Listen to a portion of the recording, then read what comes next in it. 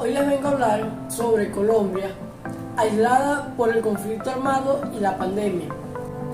En Colombia seguimos hablando de la existencia de al menos 5 conflictos armados no internacionales, cuyos actores continúan afectando la dignidad y la vida de la población civil.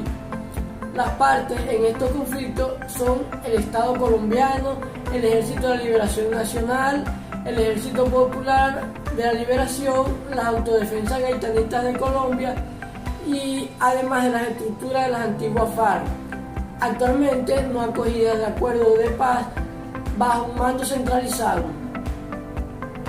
La pandemia por COVID-19 hizo que las comunidades vivan en zonas afectadas por la violencia que darán sumidas en un miedo aún mayor al que ya vivían, y no solo por la presencia de un virus que ha afectado a miles de familias, sino por lo que implica verse desprotegida en medio de conflictos armados que parecieran empeorar a medida que pasan los meses.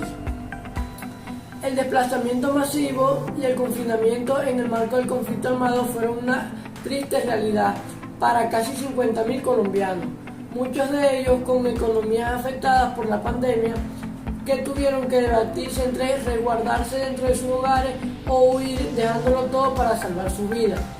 Nada más en Nariño, en promedio, hubo un desplazamiento masivo de 11 días. Las cifras de afectación por artefactos explosivos son alarmantes. El año pasado registraron un aumento del número de víctimas. En gran parte de los casos, estos accidentes ocurrieron en zonas alejadas de las cabeceras municipales y la atención sanitaria oportuna fue compleja, por lo cual las comunidades terminaron siendo los primeros en responder.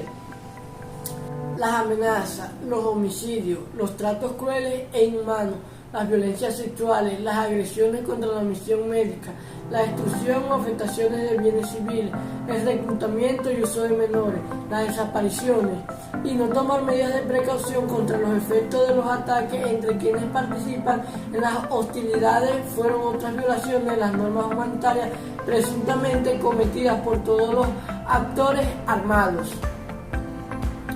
A ello se sumaron las dificultades para acceder a rutas de protección o garantías judiciales del Estado, ya fuese por las medidas para contener la propagación del virus o por las restricciones al movimiento que algunos grupos armados impusieron a los civiles.